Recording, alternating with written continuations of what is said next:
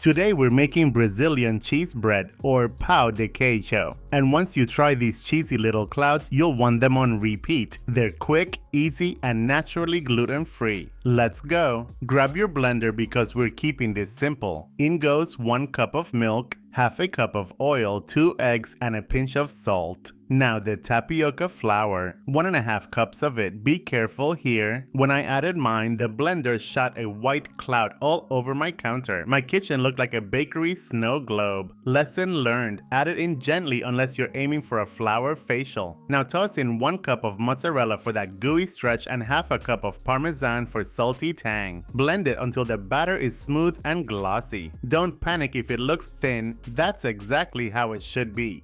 Grease your muffin tin. Pour the batter about 3/4 full in each cup and bake at 400 degrees for 25 minutes. That's it. Here's your mini soul snack. Life gets messy, just like flour exploding out of the blender. But the mess is temporary, the masterpiece lasts. When those pão de queijo come out, they'll be golden on top, chewy and gooey inside. Break one open while it's still steaming and try not to eat them all. Spoiler, you'll fail. For the full written recipe, nutrition facts, and more tips, head to kelvinskitchen.com. And if you're new here, subscribe for more recipes with sass and soul.